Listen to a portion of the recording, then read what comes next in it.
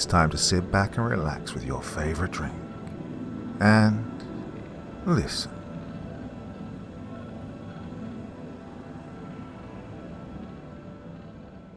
The Dumpster. Rain fell on the roofs of the just and the unjust, the saints and the sinners, those who knew peace and those in torment. And tomorrow began at a dark hour. Robert R. McCammon. August 6th, 1982 was a day in Duxbury that no one liked to talk about.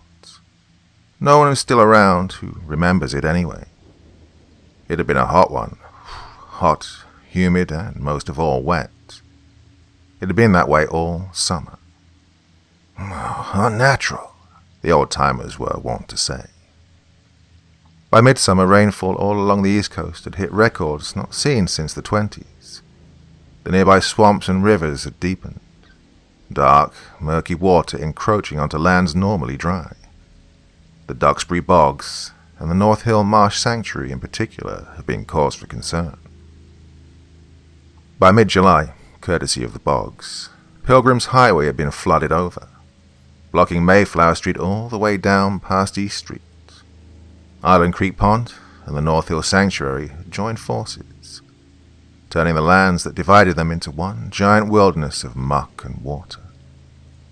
By the end of July, it looked like Cranberry Bog and Pine Lake were on the verge of rising up high enough to join the other two and submerge the whole damn area. It had been an ugly business already. Homes in and around Pettybush Lane, Maple Pond Lane, and Evergreen Street had already been lost to flooding. And there had even been talk last weekend, during the Duxbury Town Hall Council meeting, of the possible necessary evacuation of Tinker's Ledge Road if the rains kept up. Now that had got people bugging.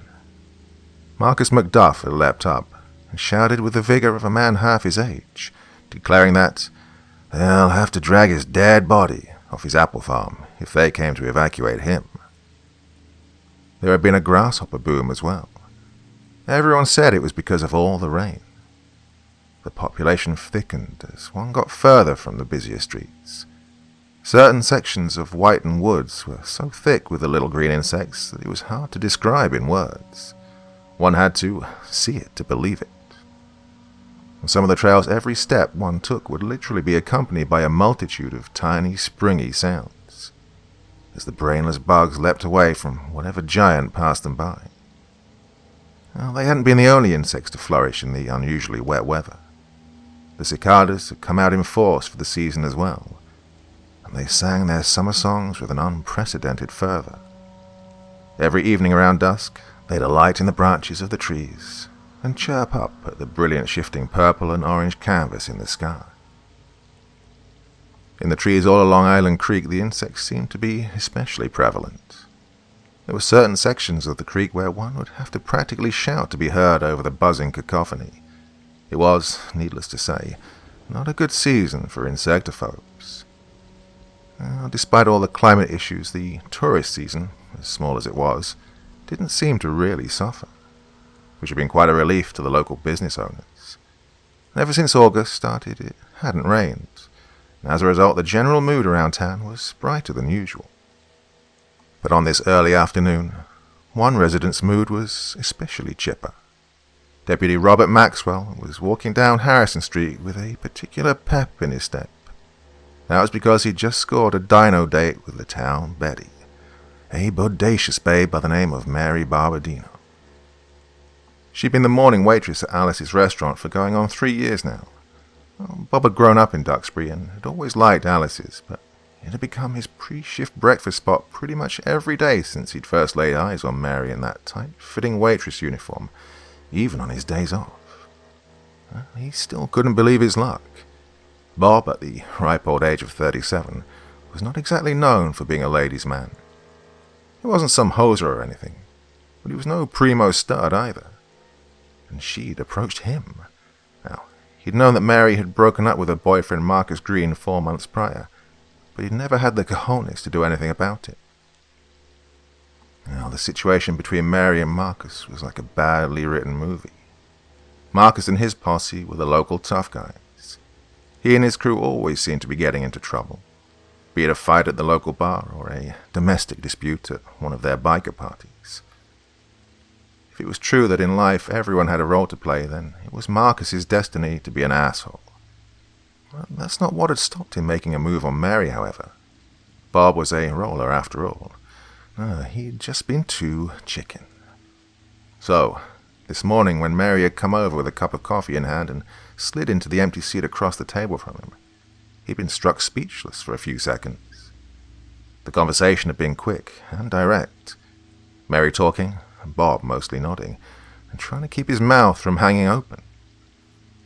She'd wanted to know if he was interested in catching a movie after her shift.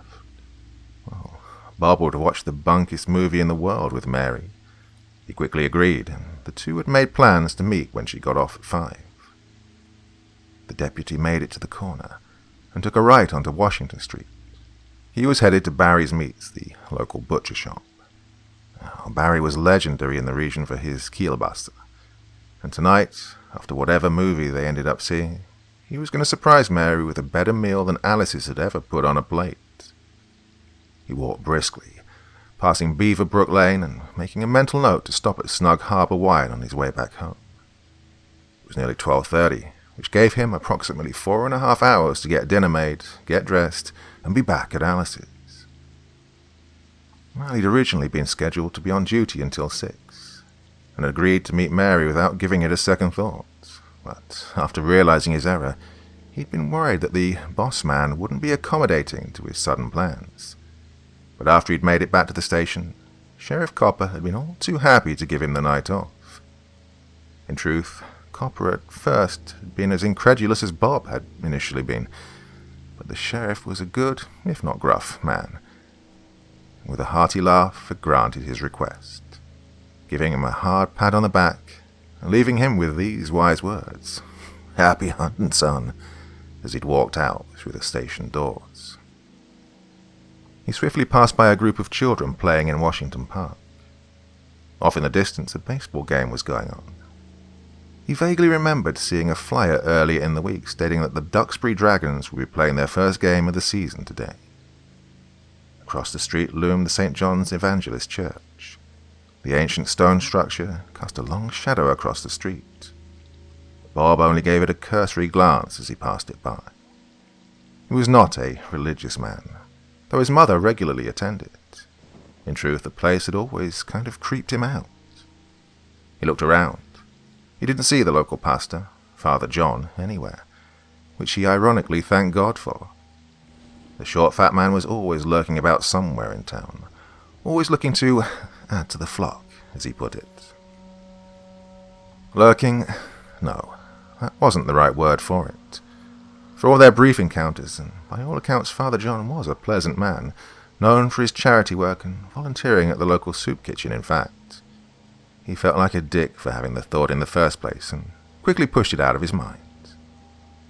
By the time he'd crossed Freeman Place and was walking alongside the monolithic structure of the Hudson Bank, his thoughts had once again returned to Mary, and what exactly he'd done to make this morning so different than all the other countless encounters. He glanced to the left, looking at his wavy reflection as he passed by the floor-to-ceiling windows of the massive building. Well, he had started working out. In fact, in the last 2 months, he had lost almost 20 pounds. And a big part of that was the change up in his diet. Egg whites and coffee for breakfast instead of pancakes. Salad for lunch instead of a burger. Come to think of it, hadn't Mary been the one to first suggest his change up in breakfast?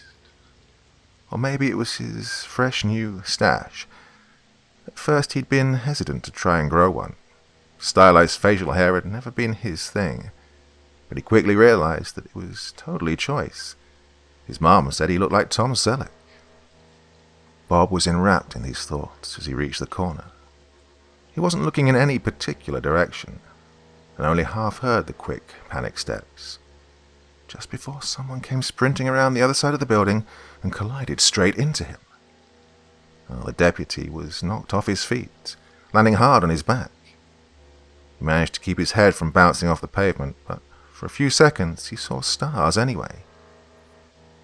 "Rab!" He recognized Boston George's voice. He sat up and attempted to bring the man into focus. "Oh, Barry, thank God it's you." Bob began to slowly climb to his feet, but the skinny 40-something man was faster. He practically leapt up and dashed over to the deputy, offering him a hand and helping him to stand up. "We got a real situation here, Bobby," the man was saying, his eyes darting around frantically. In that moment he looked like a rabbit that had just escaped a wolf. Georgie McCabe, or Boston George as he was known by the locals, had gotten his name because of his heavy accent, and because, well, he was from Boston, which could be quite a big deal in some circles within such a small town. He was a born and bred Irishman of the big city on a hill, as he was wont to say. Bob had never been, but he imagined that Georgie was a pretty accurate representation of the average Bostonian. Boston George had moved to Duxbury from Beantown 3 years prior. He always seemed to have a lot of money, though no one knew exactly what it was that he did. He drove a candy apple red BMW M1, almost always with the top down, even in winter. Anywhere he went, he drove it like a man on his way to save the world. Now, Georgie had accumulated quite an impressive pile of tickets and citations since coming to Duxbury, but he always had the money to pay off his fines, and so had remained on the road. "For now," Sheriff Copper had said to Bob one night at the station. Copper didn't like Boston George, though Georgie seemed oblivious to the fact. He kept speeding, and the Duxbury Police Department kept profiting off his stuntman antics. Bob had never ticketed Georgie personally, however. He and the Irishman had become sometime poker buddies shortly after his arrival. The deputy liked to gamble once in a while. Georgie loved it, and the man had one hell of a poker face.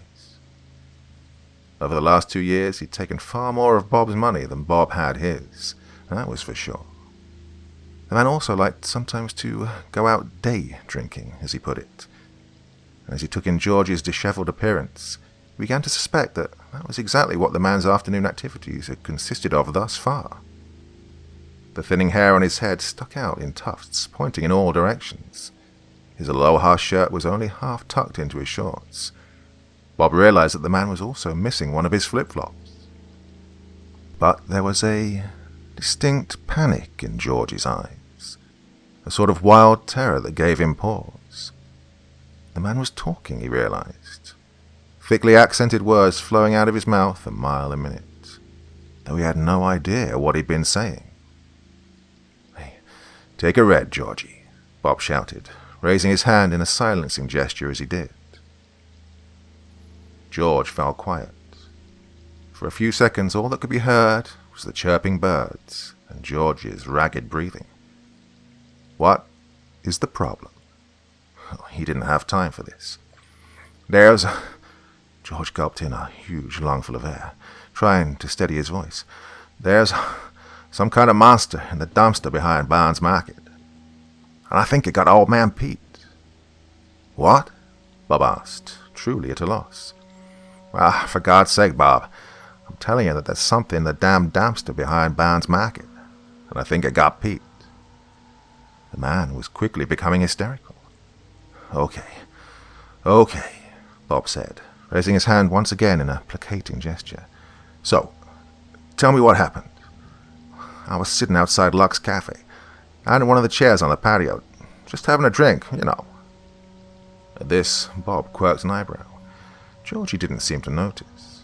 "Anyway, so I'm sitting there out on the patio when I see Old Man Pete come out of his store, go around to the back alley with a bag full of trash." Peter Barnes was the elderly owner of Barnes Market, the local grocery co-op. Pete was in his 70s, but had moved like a man half his age, up until his wife Edna had passed last winter. Since then, Pete had developed a noticeable stoop in his stance. Now he walked with slow, pained movements. These days he seemed to look at the ground more than anything else.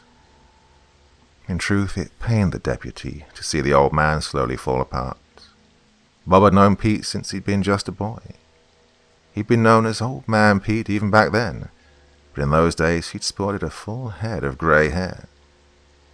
"So, like, after 5 minutes go by," Boston George was saying, I noticed that Petey hasn't come back out from the alleyway yet, so I start worrying about poor old bugger's hurt himself or something, you know? So I get up, go across the street to check on him.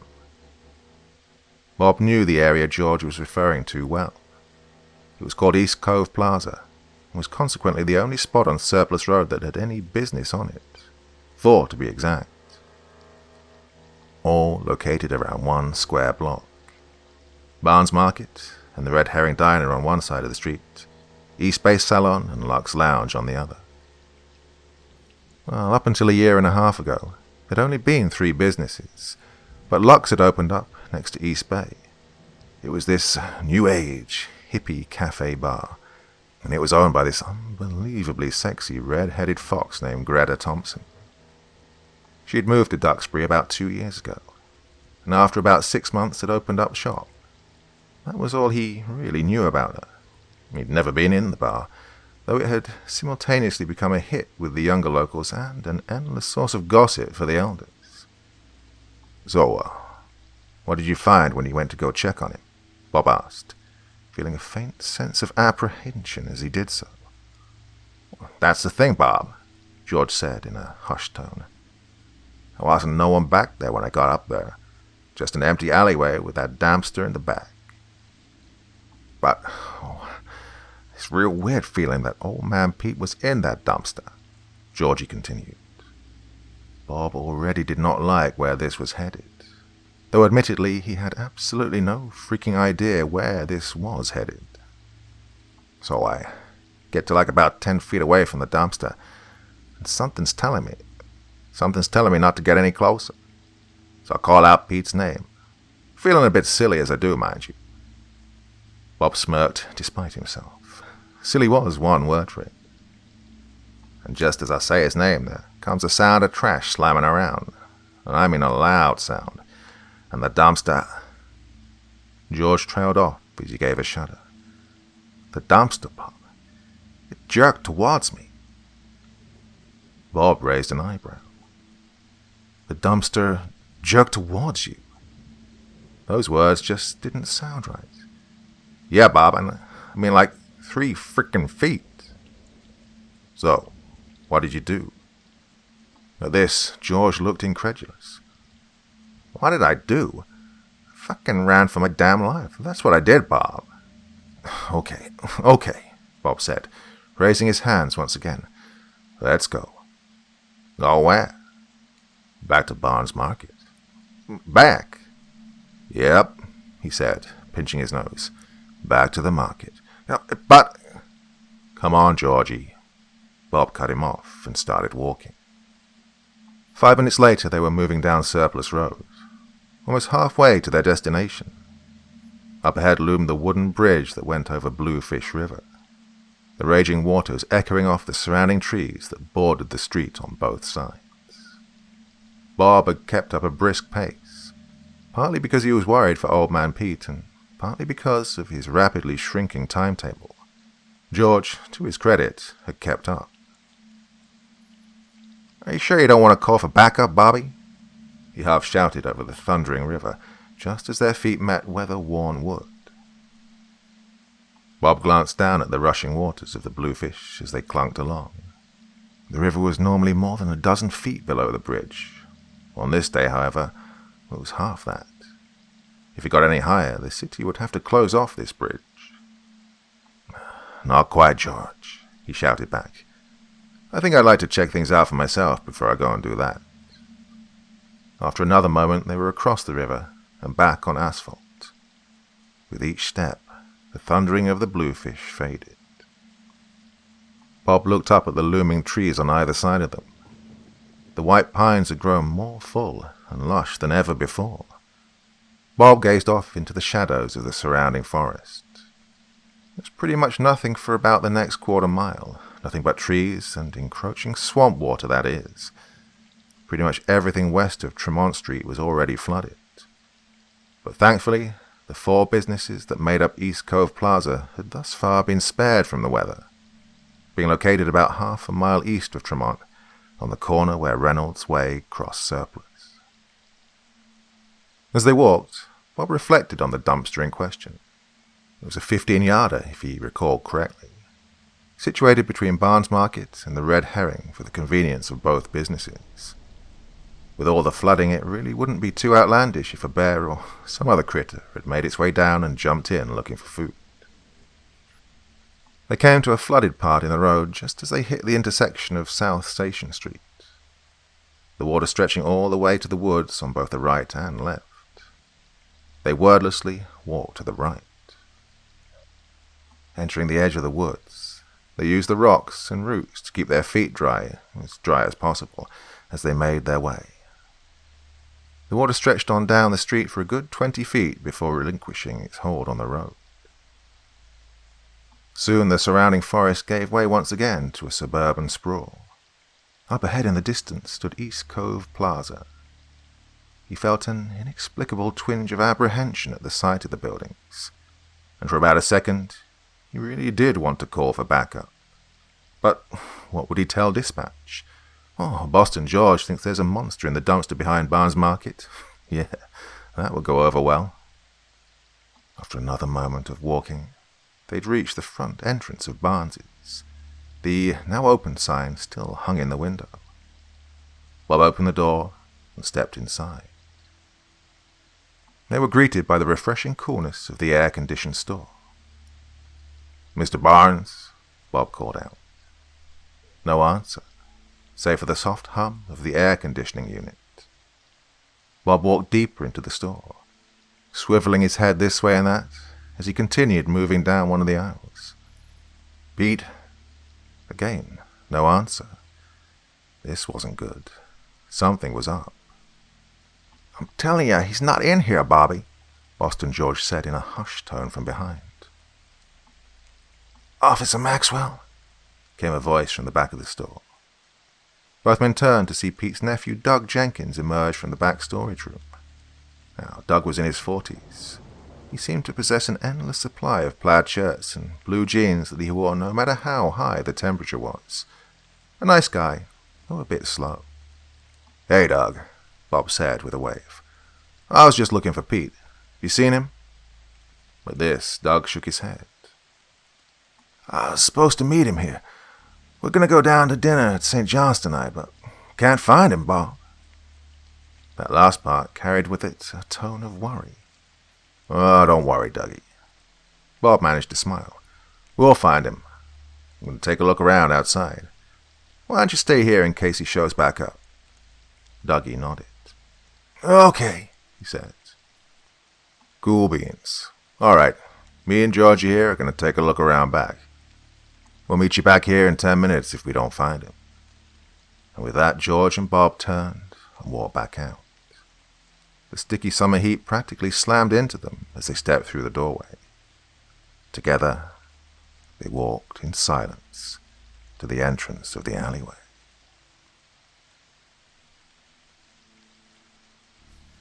They rounded the corner and just stood there for a moment.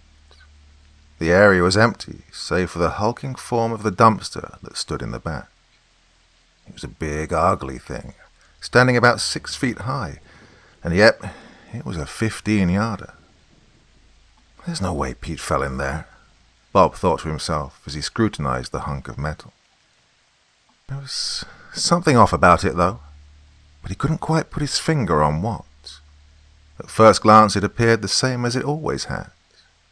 It was just as rusty and weather-worn as ever. Still the same dirty green color, with the words "Patterson Waste Disposal" written in big white letters on its beat-up exterior. He was pretty sure that Boston George was right, though. The dumpster did seem like it was farther from the wall than normal. Maybe George had been partially correct. Perhaps some bear or something had wandered down and climbed in looking for food. Again, considering the flooding, it wasn't outside of the realm of possibility.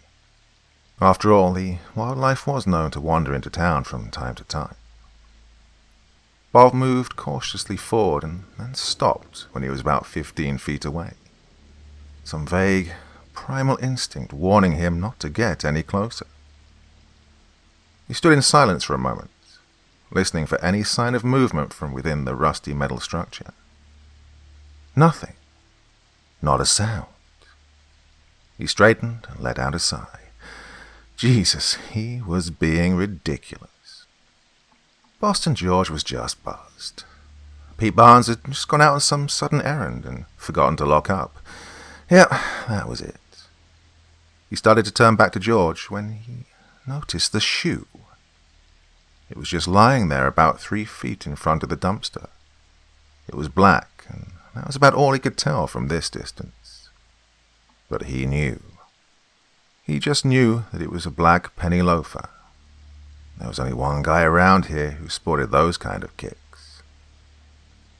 "Mr. Barnes," Bob called out toward the dumpster, knowing full well how ridiculous he'd looked to his peers in that moment. He received no reply. He took a few more cautious steps forward, calling out again, once again being answered with silence. God, what if he had fallen in? As impossible as it seemed, what if Barnes had fallen in and was lying broken and bleeding right now as he stood there like an idiot? "What's going on, fellas?" A voice suddenly asked from behind, causing both men to jump. Bob turned around only to see Christy Villarmin's pug-like face. Christy was the owner of East Bay Salon. What that really meant was that her husband, District Circuit Court Judge Troy Villarmin, had bought his incredibly unpleasant wife a business so as to keep her out of his hair, and quite literally in someone else's. "Everything all right, Officer Maxwell?" she asked innocently. Bob didn't really dislike people as a rule of thumb. It was not in his nature. But god damn if Christy just didn't naturally piss him off. She was one of the town gossip's ringleaders, as his mother always put it. Christy had an affinity for other people's business. Her salon only amplified her powers. Bob noticed a few of Christy's customers, cronies, had gathered on the sidewalk in front of the salon and were watching their conversation with rapt attention. And god damn it if he didn't have time for this. It was going on 1:15 and he hadn't even made it to Barry's yet. Christy was a shark circling a piece of meat on a hook, but he wasn't going to give her one bite. "Yes, ma'am," Bob said, beaming. "We're just looking for old Mr. Barnes. I think he may have stepped out and forgotten to lock up." "Oh," was all Christy said, mirroring the deputy's smile right back at him. For a moment the two just stood there, beaming their smiles at one another. Boston George looked back and forth between the two of them, lifting an eyebrow in confusion at their smile duel. "Why, good afternoon, everyone." The three turned to see Father John, standing with Sheriff Copper and Deputy David Quimby. The priest was dressed in his usual black underwrap. He was carrying a cake with pink frosting in a big Tupperware. The short, balding, round man wore his usual warm, toothy grin. "Bobby," the sheriff said in greeting, and began walking up. Oh, great, Bob thought. Copper nodded at Christy. "Ma'am." "Sheriff." Christy smiled. This time the expression was genuine, though. Copper reached Bob and gave him a clap on the back. "Oh, don't tell me you got stood up," he said, letting out a great bellowing laugh as he did. "No, Sheriff, I'm just teasing you, Bobby." Copper cut him off. "Old Dougie told me about Mr. Barnes." Bob noticed Doug poking his head around the corner. "I told the sheriff you was looking for Pete," he said. "Thanks, Doug," Bob replied. "Me and the boys here were just on our way to get ready for the church cookout tonight," Copper said with a grin. He turned to face the others. "Now, this right here is a shining example of an outstanding officer of the law. Even off duty, right before a big date, no less. We find Bobby here still ensuring the safety of our citizens." He laughed once again, his big belly bouncing up and down. A date? Christy quirked an eyebrow at this. Oh, shit, Bob thought. "Yes, Deputy Maxwell," Father John cut in, smiling up at Bob, who stood a full head taller than the man. You truly are a good man, aren't you? You know you're always welcome in God's house, my son. Perhaps tonight you and your lady friend might stop by and partake in the festivities. Thank you, Father. Yeah, we might just do that. Bob lied. Tell you what, Bobby, Copper said. Why don't you go run along and let me handle finding Mr. Barnes? Bob let out a sigh of relief. Thanks, Sheriff. I owe you one. The sheriff waved this off with a grin. Don't mention it, Bobby. Oh, but before you go, do you have any leads? Leads? Bob asked, not understanding. Copper laughed. Yeah, you know, like any idea where Barnes might have got off to. Just then there came a brief, faint echo of shifting trash from within the big green dumpster behind them. Everybody turned. I don't know, but I noticed a shoe that looks like one of his beside the dumpster. So, did you take a look? Quimby asked. Deputy David Quimby could have passed for Larry Wilcox's twin. He acted like it too. The all-American high school football hero turned cop. Every day on the job you'd think that Quimby was acting out an episode of Chips Patrol. The man was wearing his pump-action Mossberg 590 strapped to his back, though of course he didn't need it. The deputy almost always had the weapon on him. He thought it made him look tough, and in truth it really did help him get laid. I actually just got here a minute before you did, he answered.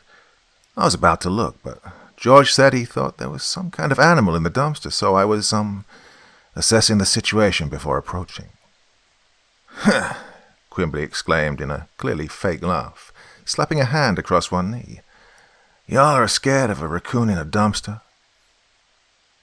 It ain't no raccoon, Officer Quimby, Boston George replied in a foreboding tone. Christy Ackerman huffed. Bob just ground his teeth, partly because he couldn't think of an adequate retort, but mostly because the answer might very well be yes. That's when Bob realized how quiet it had gotten.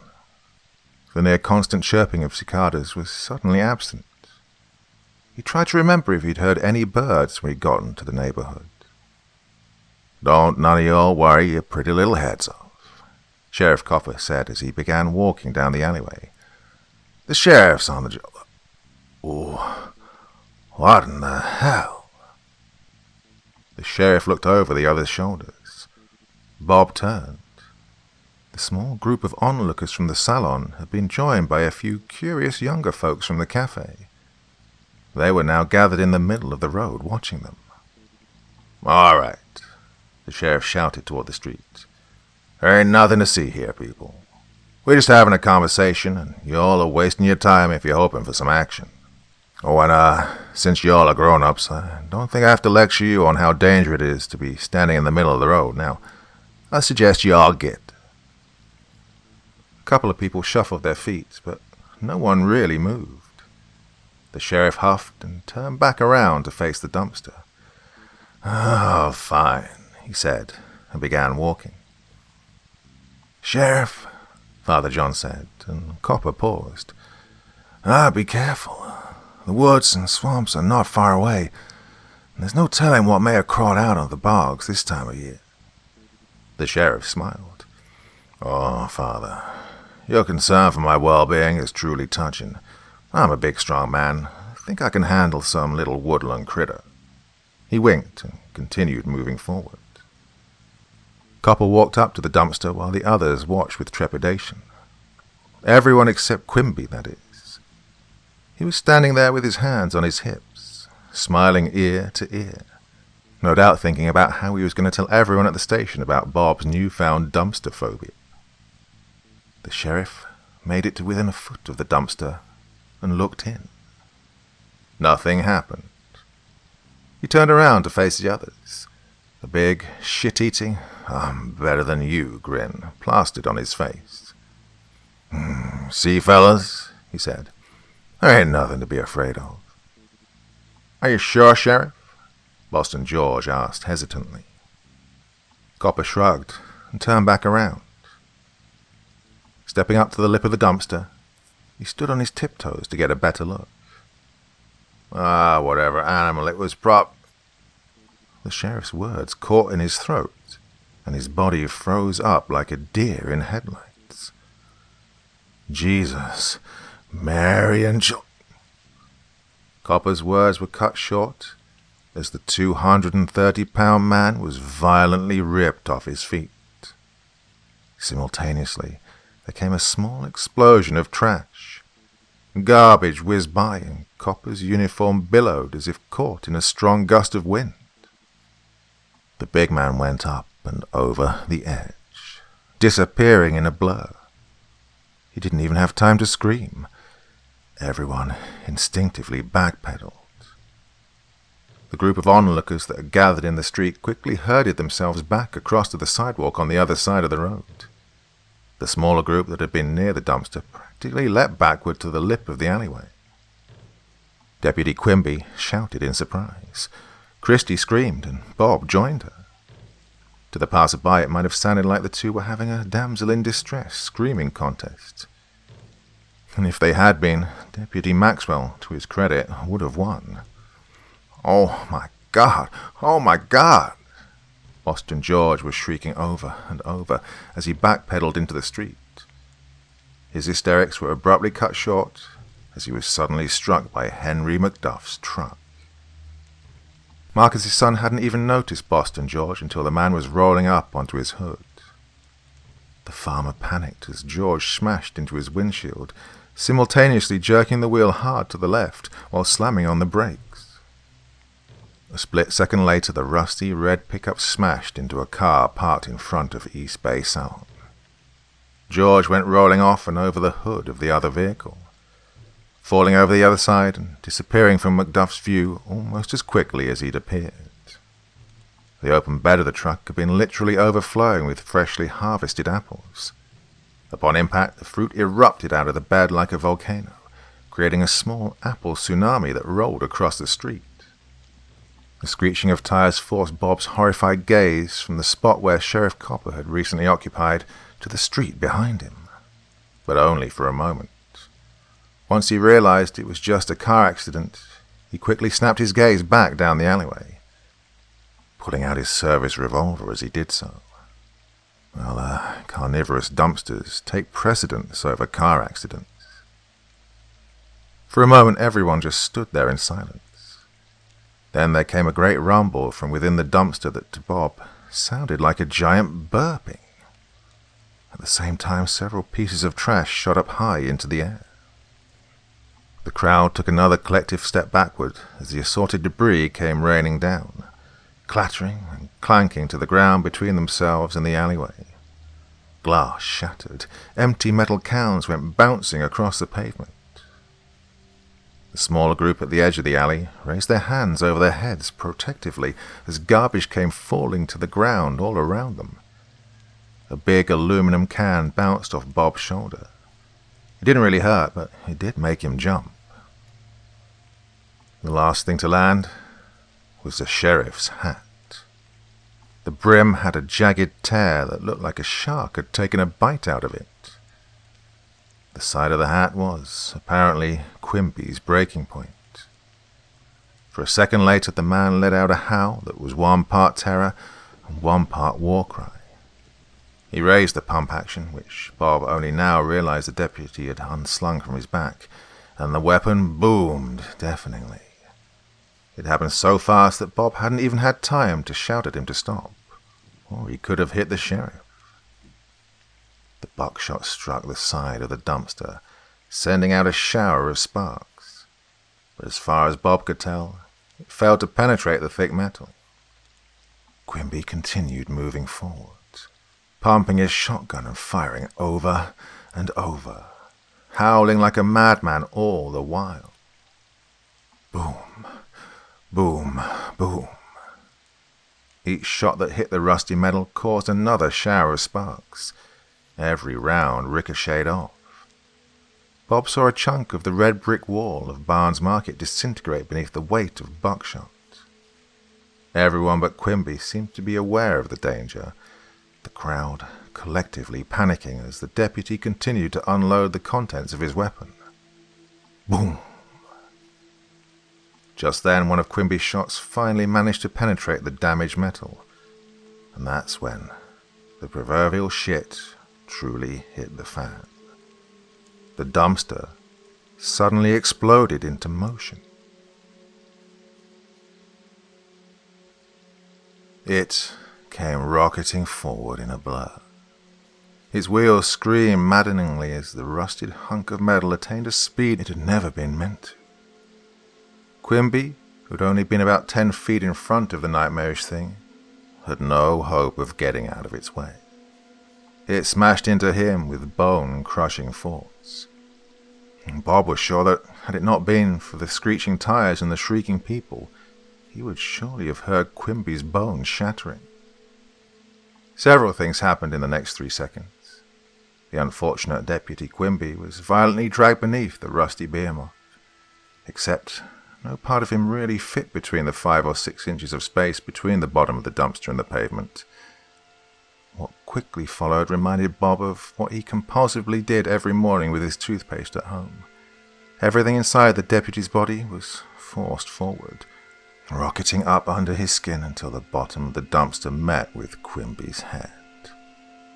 Then there came a loud whoop that sounded a lot like the noise a balloon makes when one jumps up and lands down on it with both feet.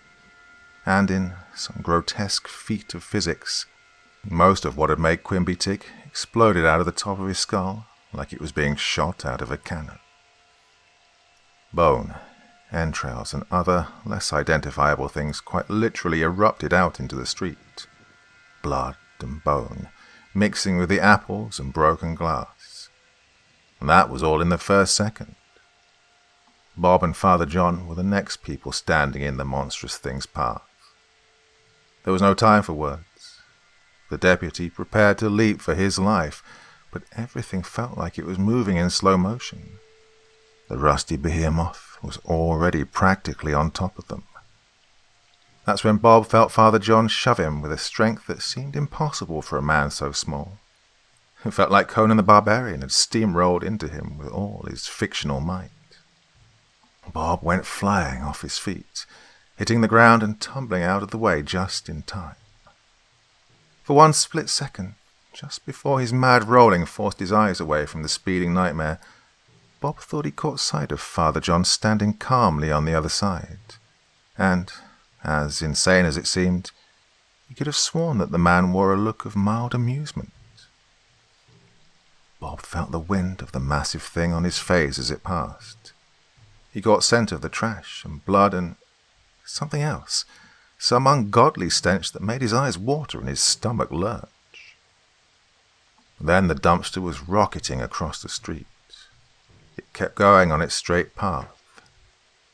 People shrieked as they tried to get out of the corroded behemoth's way. There came a near-deafening doof of metal hitting concrete as the dumpster went up and over the curb. The thing, to the great misfortune of those still in its path, barely slowed as its nightmarish momentum took it onto the sidewalk. There was a fire hydrant in its way, but it offered little resistance. The hydrant was ripped from its base. Water instantly began to geyser up into the air from where it had been. The dumpster paid it no mind as it continued on its deadly path. Several people who'd failed to get out of its way were struck and carried along with it. It then slammed into the front of the East Bay salon with a deafening boom that was followed by a chorus of shattering glass. The rusty behemoth bounced off the brick building, then slowly rolled backward and back off the sidewalk, before coming to a stop. Bob dazedly climbed to his feet. The front of the salon was painted red. You didn't have to see the other side of the dumpster to know that it was covered in something akin to what you'd see on a conveyor belt in a meat-packing plant. Well, most of the crowd had finally decided to take the late sheriff's advice and git. People were shrieking and running down the street in both directions. Bob, for his part, just stood there in shock. The icy water from the broken hydrant was rapidly flooding the street. The water reached where he was standing, and soon his socks were soaked. but he paid it no mind as his gaze roamed slowly around the scene. There were still about half a dozen or so people stumbling about in a shell-shocked daze that mirrored his own. "Christ, Bob, you okay, son?" Henry Macduff's panic-etched voice brought the deputy out of his stupor. Bob turned to face the farmer. The grizzled 40-something man was holding a double-barrel Remington in hands that weren't shaking quite as badly as his own. He managed to nod. "Bobby!" Boston George came running up, huffing and puffing all the while. "Oh, Bob, thank God you're okay." The deputy turned and met the man's concerned eyes, thinking in that moment that George was a lot nicer of a guy than he'd ever given him credit for. "We gotta get out of here, Bob." The deputy nodded, and just as he did, the dumpster turned. Not at blinding speed, but not slowly either. Wheels squealing shrilly into the air. As ridiculous as the thought was, Bob thought that the rusty, blood-stained hunk of metal had turned to look at them. "Oh, shit," Macduff said under his breath. Without another word, the trio took off toward the row of cars parked in front of Lux. They all sensed what was coming next. Then, like a dog giving chase to a rabbit, the unholy thing came for them. Everyone who'd been wandering around after the initial impact had been brought out of their stupor when the dumpster had once again begun moving. But at that moment, Christy Villarmin was awful close to the thing. She shrieked and began running, her massive blubbery form bobbing up and down so violently that for one insane second Bob half expected her to start bouncing away. She did bounce once, though. Just before the speeding nightmare struck her, she gave one last panic leap into the air. Well, the woman attained an astonishing altitude. As impossible as it seemed, her tennis shoes had to be at least 3 feet off the ground when the dumpster struck her. She bounced off the frame and even higher into the air, cartwheeling round and round before falling directly into the open maw of the dumpster. She made a sort of gurgling shriek as she fell away from sight. A split second later, Bob, George, and Macduff were busy trying to scramble over the hood of a big grey Buick Sentry in front of them.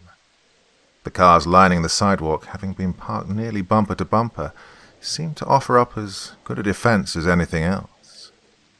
Macduff was the first to make it over, the farmer being surprisingly quick on his feet. He turned to help Bob, who was right on his heels. Bob made it to the other side and turned just as Macduff was once again saying, "Oh, shh." Bob whipped around. Boston George was about halfway across the hood, the unathletic man doing his best to move quickly. But the dumpster was a second away from plowing into the car. Bob and Macduff instinctively stumbled backward. The dumpster blasted into the Buick. The side of the car crumpled like an accordion as the vehicle was forced up onto and over the curb. All the windows exploded at once.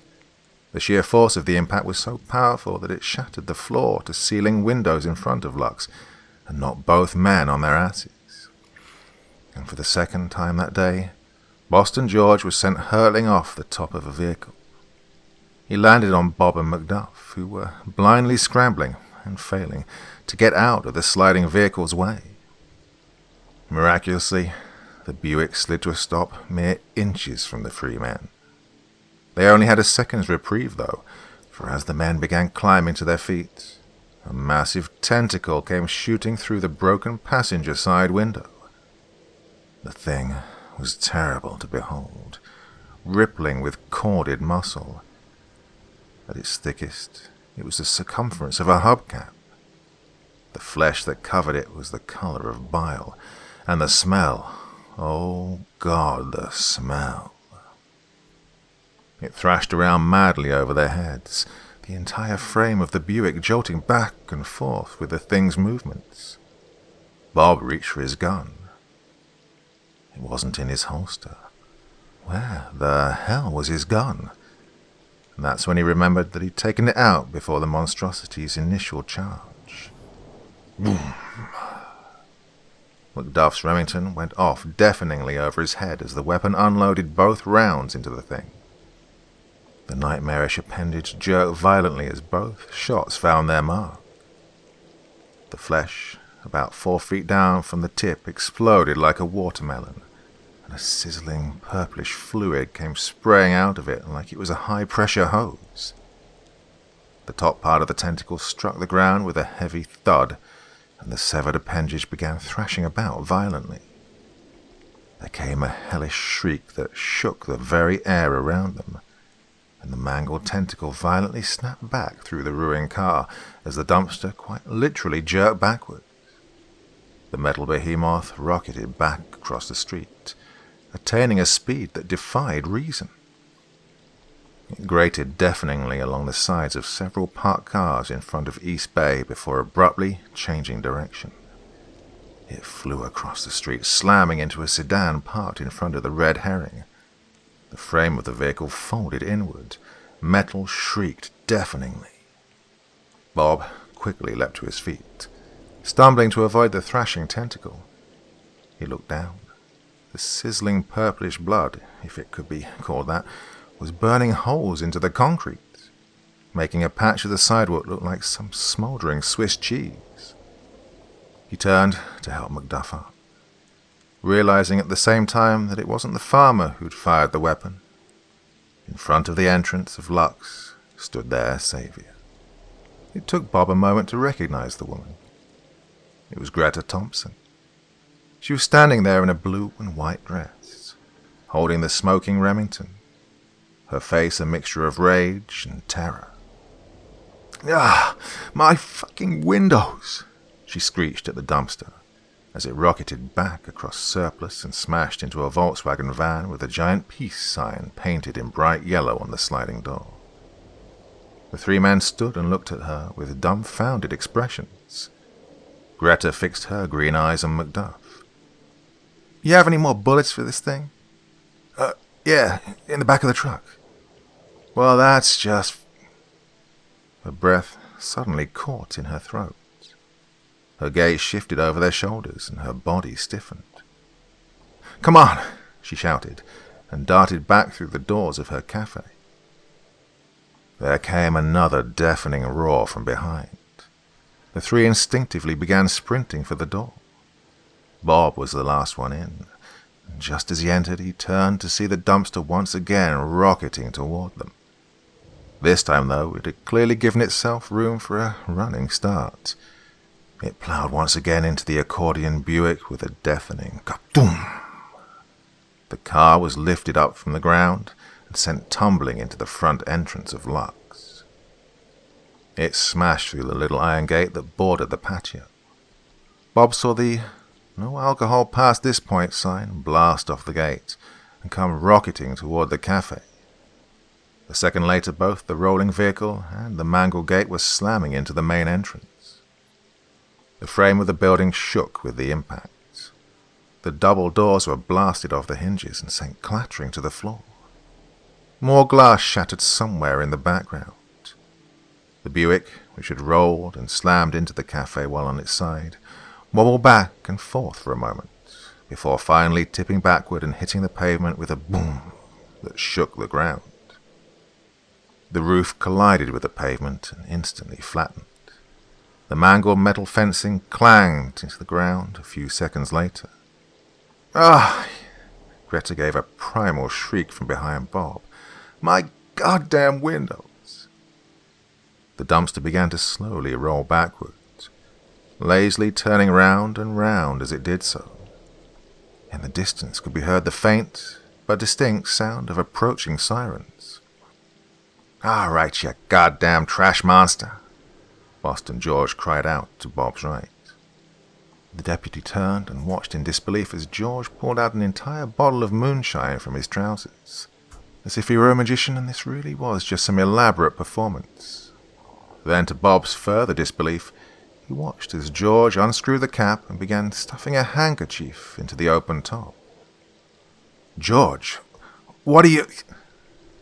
The deputy's words were cut short as his attention was drawn to another deafening crash. The dumpster slammed into another car in front of East Bay Salon. "Ah, let me show you a city folk trick, you unholy bastard." Bob turned once again to look at George, just as the man was stepping back out onto the patio. To his disbelief, he saw that he'd ignited the handkerchief and was drawing his arm back. "Oh, Christ," he heard Macduff say.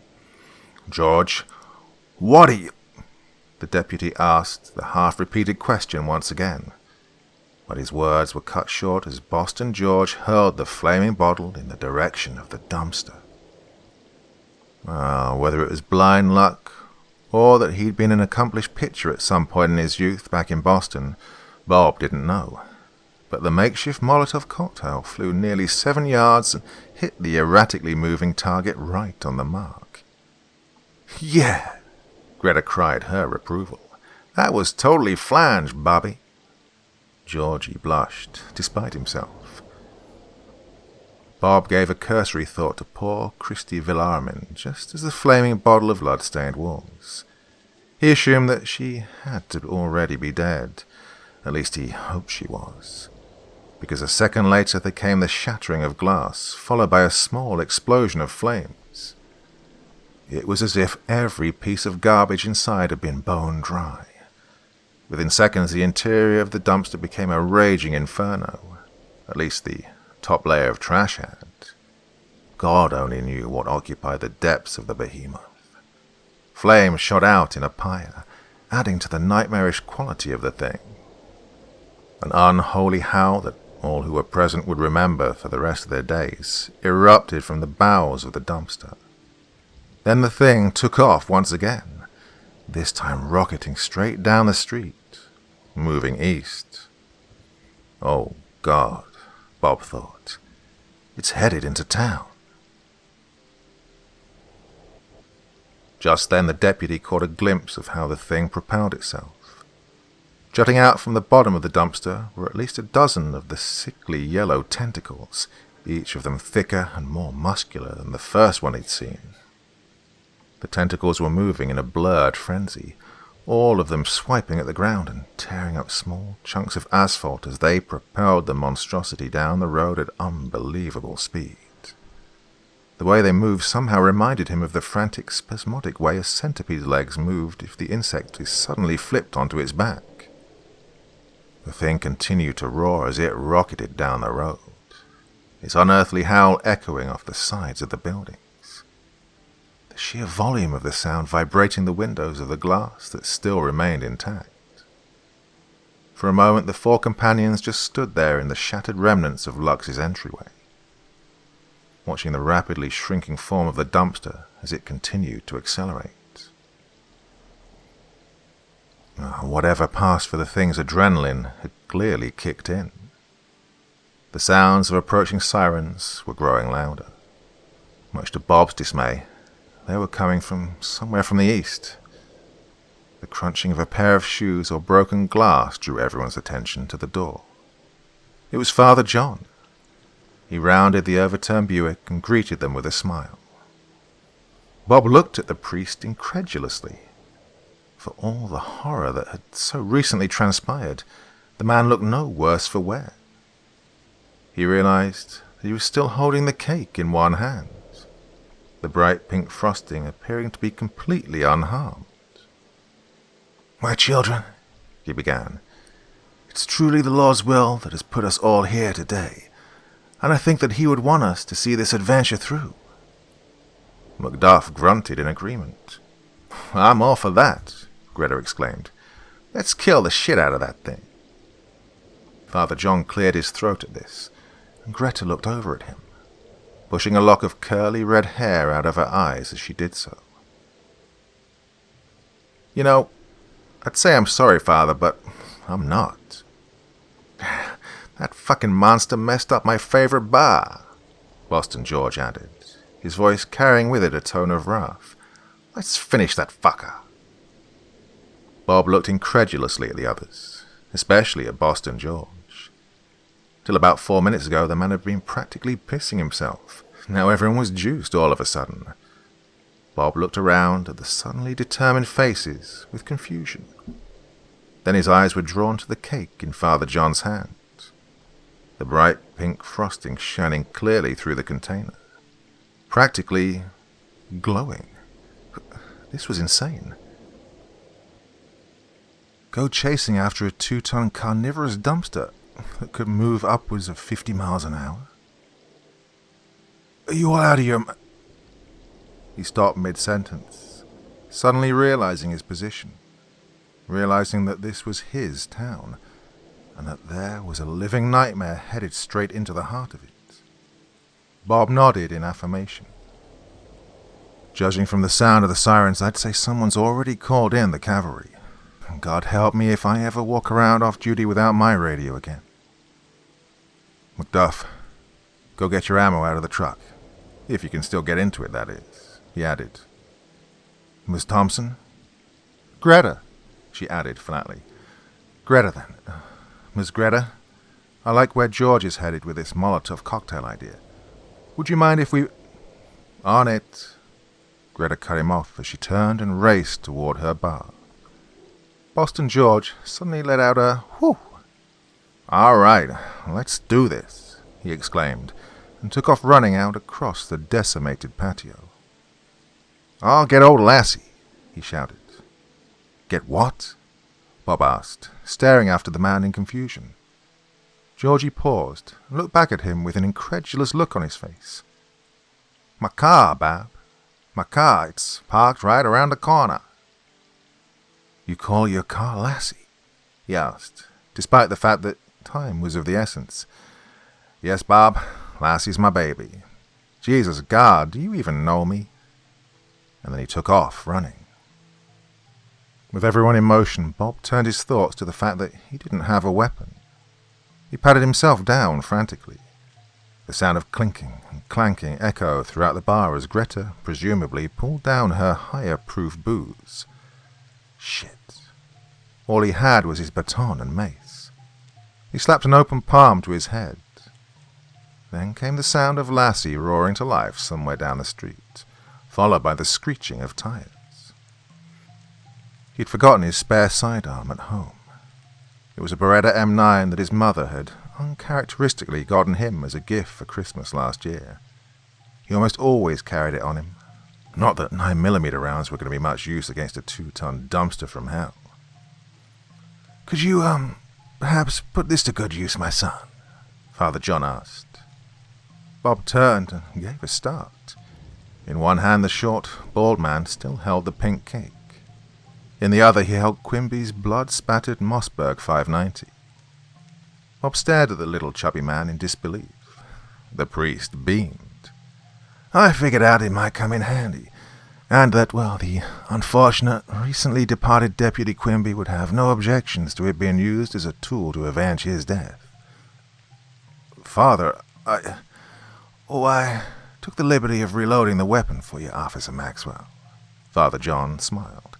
Also, it appears that the late Deputy Quimby had been carrying a copious amount of ammunition on him. Father John held out the pump action. The sunlight reflecting off of it seemed to cast a faint golden aura. Bob hesitantly, though he didn't quite know why, took the weapon. The second his fingers touched it, he felt a small jolt of static electricity. Then the priest reached into his garments and produced a box of shotgun shells. At this, the deputy's incredulity increased twofold, for in Father John's hand was an open box of Brenneck shotgun slugs. Brenneck were top of the line, the closest thing to armor piercers that you could get for a shotgun in this day and age. They were damned expensive, too. What further perplexed the deputy was that he was almost 100% positive that the late David Quimby kept his weapon loaded with the cheaper standard 00 buckshot. And to have been carrying a box of 25 slugs, why in God's name would Quimby have all that ammo on him? With these questions still echoing through his mind, he accepted the bright orange box, Father John smiling up at him as he did so. Thank you, Father. The sound of screeching tires echoed in through the shattered windows just as Greta was rounding the corner of the bar with a literal armload of bottles. "Let's go," Bob shouted, and everyone started for the door.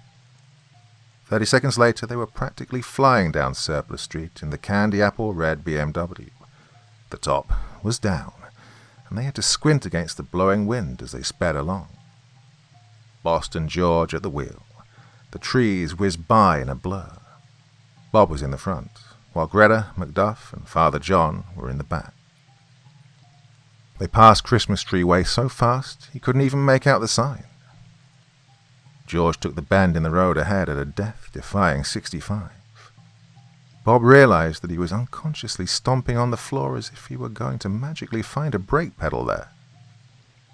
For the first minute, all they did was follow the trail of black smoke the flaming nightmare had left in its wake. Lassie took another turn with a speed and precision that will make Steve McQueen jealous. Oh, George really does know what he's doing, the deputy realized. Just as the racing vehicle passed South Station Street, they hit the flooded section. Georgie remembered the water hazard only a second before they hit it. The BMW instantly began hydroplaning dangerously. George, much to Bob's relief, slowed down a fraction. The patch of water must have given the dumpster some trouble too, because just as they cleared the mini pond and hit asphalt again, the flaming behemoth came into view. It was racing over the wooden bridge of the Bluefish. For a second, Bob was sure that the bridge would collapse beneath the weight of the thing, and had it lingered longer upon the aging wooden planks, it just may have. As it was, the thing was moving so fast that the bridge remained upright. A split second later, Lassie was crossing the Bluefish and gaining on the speeding nightmare. Now that they were on a straightway of sorts, Bob was sure they'd be able to catch up to the thing. But the billowing plume of smoke became blinding as they closed in. The wind from the dumpster's momentum only added to the strength of the fire. The flames leapt up high and bent backward against the wind. And as they got closer, Bob could literally feel the heat rolling off the speeding nightmare caressing his face. Within the flames could be seen sickly yellow tentacles thrashing about madly, flinging pieces of trash high up into the air. Bob silently thanked God for how wet everything was as he watched some large, unidentified piece of flaming debris disappear into the shadows of the nearby forest. And that wasn't the only obstacle. The thick tentacles jutting out of the bottom of the dumpster were literally tearing up the concrete as they propelled the thing forward. The car swerved this way and that, bouncing and bumping along the ruined asphalt. "Holy Moses!" Macduff cried out from the back seat. "Maybe we should just let it burn itself out." At this, Bob shook his head. "Who knows if the fire will be enough to kill it?" he asked. Then he turned to George. "Georgie," he shouted over the wind, "try and get up alongside the thing. Me and Henry will try and shoot out the wheels."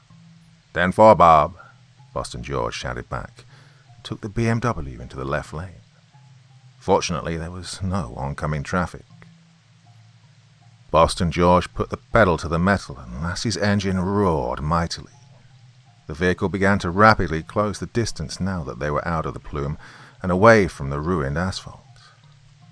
When they were about 18 feet away, Macduff's Remington suddenly boomed, deafeningly over Bob's head. The buckshot struck the lower right side of the speeding dumpster. There came a brief shower of sparks about 8 inches above the wheel. Close, but no cigar. Bob turned to find the farmer had climbed to his feet, balancing precariously as he aimed with his weapon. He fired again. Boom! Another shower of sparks. If the monstrosity knew it was being attacked, it gave no sign that it cared. "Hold up, Henry," Bob shouted over his shoulder. "Let's get a little closer first." "All right," Henry shouted back as he bent to the task of reloading. "Here, use these," Bob said, passing the open box of Brennecke to the back seat. "They've got a way better chance of doing some damage." Oh, Macduff's eyes widened. He gingerly took a handful of slugs, placing them in one of the pockets of his blue jeans. "Ooh, and how they do," Macduff exclaimed. "Where'd you get these?"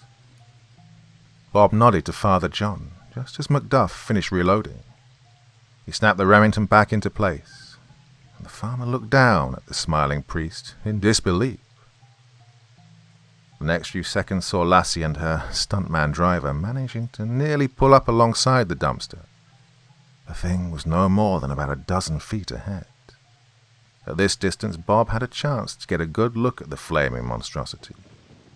And for a few seconds that seemed to stretch on for an eternity, he stared at it in all its rusty, blood-stained glory. The flailing bile-colored tentacles, thick with corded muscle that looked like they could crush the life out of a buffalo. He saw one of the tentacles below the frame of the dumpster smack the ground. As it pushed off the street, adding to the momentum of the thing, he saw a few sizable chunks of asphalt get torn off and up into the air. There were rows of bone, cartilage. He couldn't even begin to guess at what they were made of. At any rate, there were these rows of triangular-shaped objects that lined the bottom of the tentacles. And they looked terribly sharp, and were clearly incredibly strong, considering what they were doing to Surplus Street. Bob shuddered at the thought of what it must feel like to be dragged deep down into the stinking darkness of the trash by those things. Suddenly, a flaming bottle of liquor went flying over his head, snapping him out of his trance. Greta, having stood up in the back seat, hurled the Molotov cocktail at the corroded beast. Well, how she'd managed to get the thing lit amidst the howling wind, he had no idea. The bottle burst just on the lip of the bloody frame, exploding on impact and adding to the inferno. "Hey, motherfucker!" she exclaimed, apparently pleased with the damage she'd done. Well, the action had startled George as well. He reflexively jerked the wheel to the left. The car swerved back and forth perilously for a few seconds. Finally, the BMW straightened back out as George regained control of the vehicle. "Jesus, woman," Bob said breathlessly, turning back to look at Greta. In that moment, she looked like something out of a comic book, her blue and white dress billowing madly in the wind, her curly red hair flying all around her face. "What?" she answered back in a perturbed voice. In those green eyes, Bob saw a madness that made him turn back around in his seat. He instead busied himself with preparing his own attack on the metal monstrosity. The deputy propped himself up on one knee as best he could, leaning into the seat for balance. "All right, Henry," he shouted. "Let's do this." Henry then said something he couldn't quite make out. Georgie took Lassie as close to the dumpster as he dared. Both men took aim, and that was about as far as they got. For a second later, the flashing lights of an ambulance turning off Washington Street suddenly appeared up ahead. The ambulance was followed by 2 police cruisers. Georgie hit the brakes.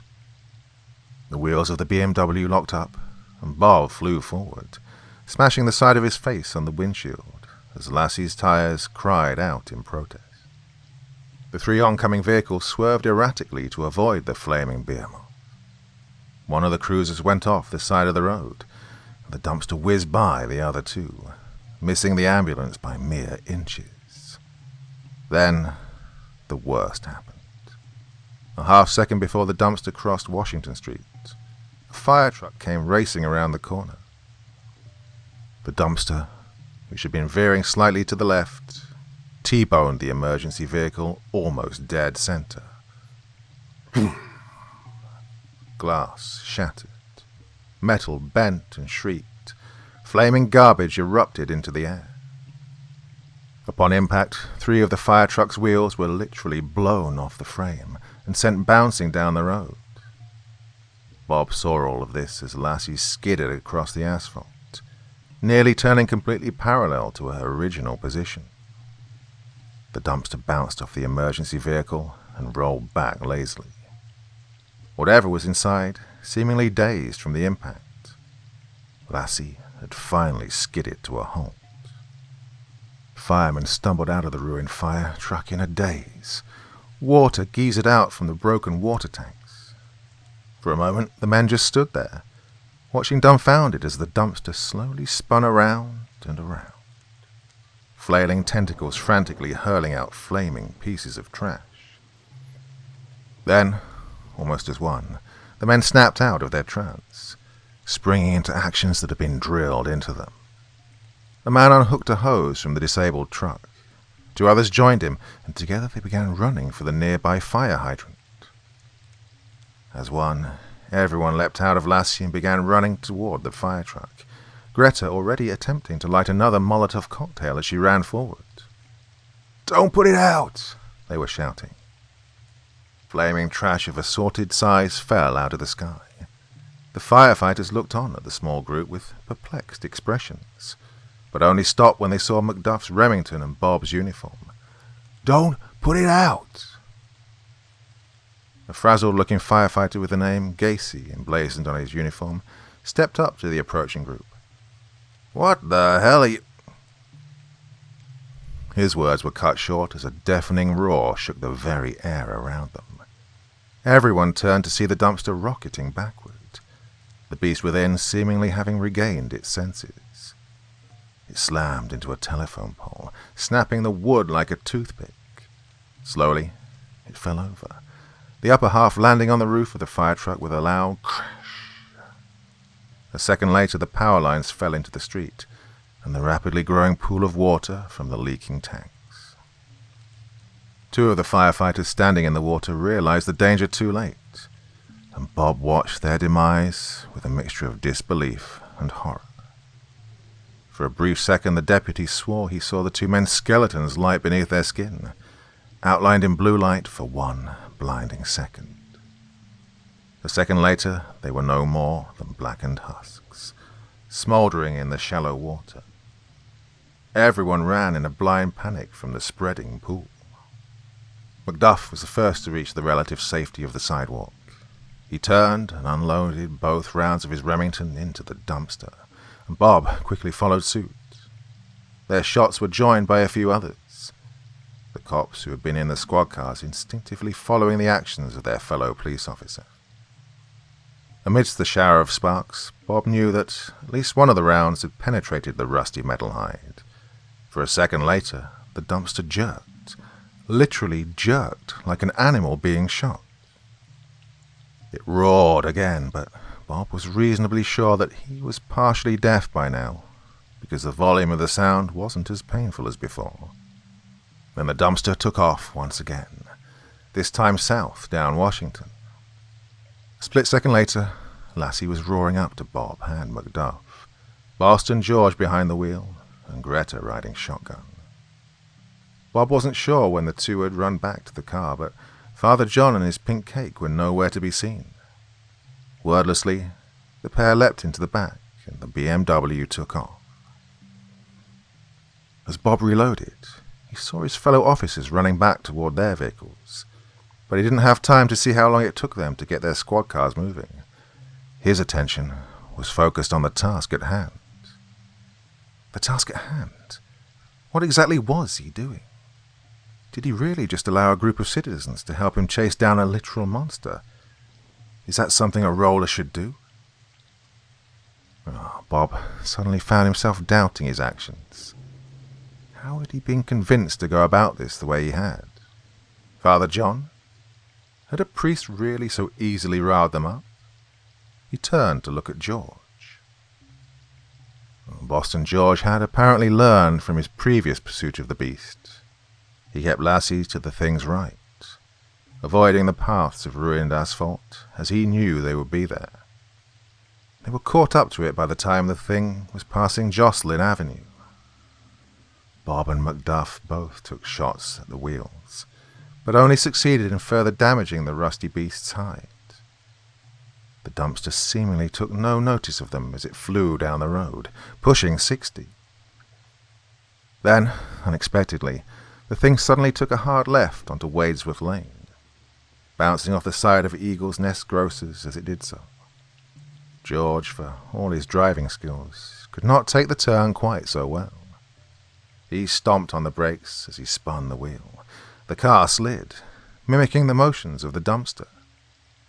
Lassie struck the side of Eagle's Nest, but managed to maintain her forward momentum. "Lassie!" George cried out in horror. "Where the hell's it going?" Macduff shouted over the wind. His voice had lost its determined timbre. Bob already thought that he knew the answer to that. After all, about a mile up the road was Eagle's Nest, but first there was a hill to climb. Not that the dumpster seemed to care. In fact, it looked like it was actually picking up speed as it went up the slope. It was a steep one, steep and tall, offering up a beautiful view of the bay below. A favourite for fitness freaks, fortunately none of whom were currently jogging or cycling up it.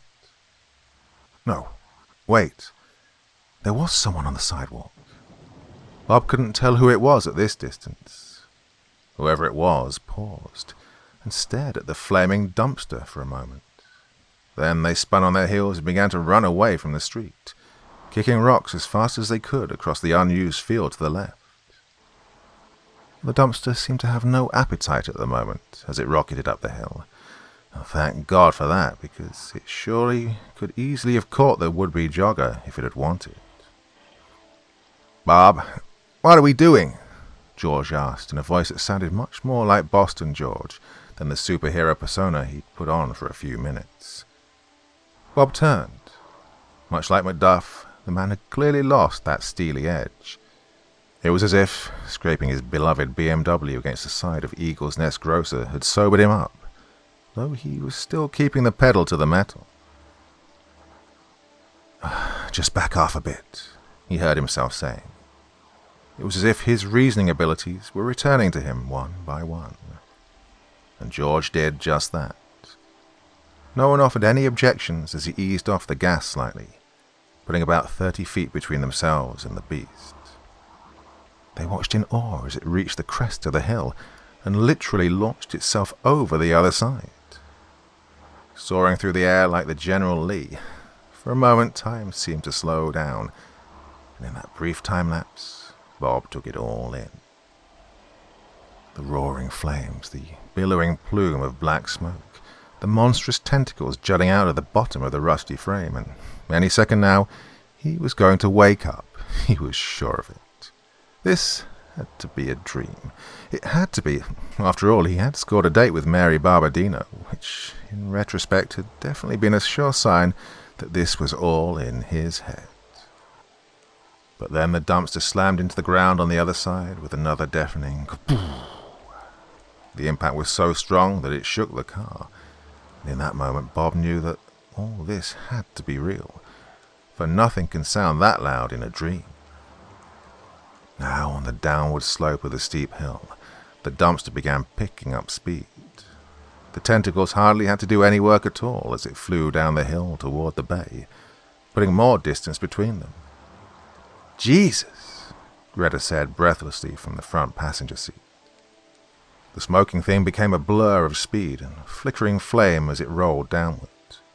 The thing's sheer weight, in combination with the wheels, allowing it to accelerate to incredible speed. It cleared the remaining distance between itself and the entrance to the bay in a heartbeat, smashing through the gate like paper mache. Thankfully, there was no heavy equipment in its path, and as they rolled down the hill, they could see the dock workers scattering. Bob honestly couldn't tell if the dumpster had hit anyone, on account of that goddamn plume of smoke. By the time Lassie was crossing over the ruined fence, the dumpster had reached the edge of the land. It rolled across the dock, a far more sturdy construction than the bridge over Bluefish, and then it went off the edge, soaring out over the water.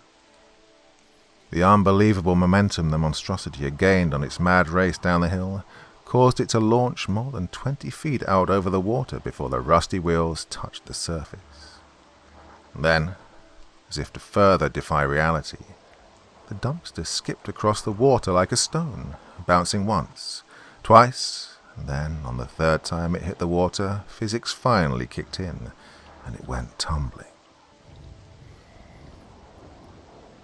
Flaming trash exploded outward in an awe-striking display as the dumpster flipped end over end. Bob couldn't be sure, but between the flames and the white spray of water, he could swear that he saw the dark outline of some massive thing fall out. A second later, the dumpster lost its momentum and sank like a stone. A 2-ton stone, that is. A great plume of bubbles and roiling water rising up in its place. The group pulled up close to the dock and got out. Behind them came the sounds of men shouting, and behind that were the sounds of rapidly approaching sirens. The 4 companions just stood there in silence for a while, staring out at the water. The afternoon sky was reaching its zenith, casting the bay in its golden light. Well, it looked picturesque, though Bob guessed that it would be some time before anyone went swimming in the bay again. Absolutely amazing work, Deputy. Father John's words startled Bob out of his trance. He turned to see the priest rapidly approaching with several police officers and other emergency responders. Bob noticed that the little man no longer had his pink cape. "You got here awful fast," he heard himself saying, an accusatory tone in his voice, though he didn't know why. At this, the priest quirked an eyebrow, then let out a laugh and clapped a hand on the deputy's shoulder, having to reach upward to do so. "Your actions and quick thinking harried the beast off this land," Father John said, addressing the 4 companions. "Had it not been for your bravery, I'm sure this foul creature would have surely done more damage." The deputy just looked at the little man. He felt like he was seeing the priest in a new light. That smile that seemed perpetually plastered to the chubby man's face suddenly appeared more forced than genuine. It was as if... Officer Maxwell. Bob turned to see Lieutenant Ryan George, who he guessed was now the current ranking commanding officer, fast approaching. "What the hell happened here? Where's the sheriff?" The line of questioning was not intended to be intimidating. There was panic in Lieutenant George's voice. He was not a man used to being in charge. Bob began to explain all the events leading up to the docks. He told him about Sheriff Copper being eaten, about the chase down Surplus Street, and then Washington. As he spoke, Bob watched Father John slink off and disappear out of sight. Slink?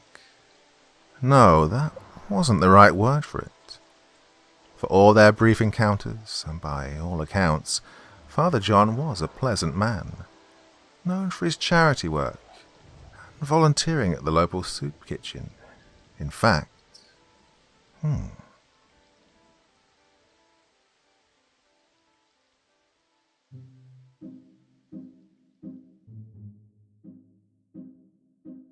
Oh my God, what have I just read for you?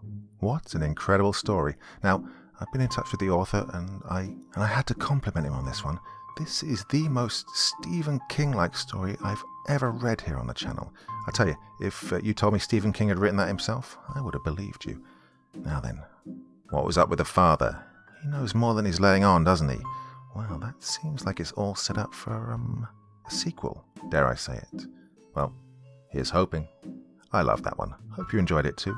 Well, I'll be back again tomorrow, I think. I'm looking to do a continuation of the Werewolves at Asshole series, so I'm trying to get that ready for tomorrow evening. A special bonus for your Tuesday evening's entertainment.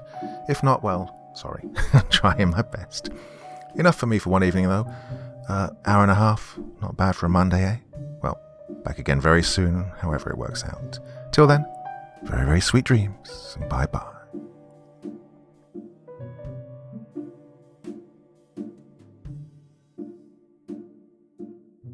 Thank you so much for taking the time to listen to this story today. Really means a lot to me and to the author of the story, of course. Well, if you want to know more about me, I'm pretty much everywhere on social media. You can find me on Facebook, Twitter, Instagram. You can download my music on SoundCloud. I've got a Patreon if you feel like. Throw me $1 or $2. Very much appreciated. And of course, on Reddit, I have a place where you can leave stories if you want me to read one that you've written. Well, hoping to see you all again very soon. Till then, sweet dreams, and bye-bye.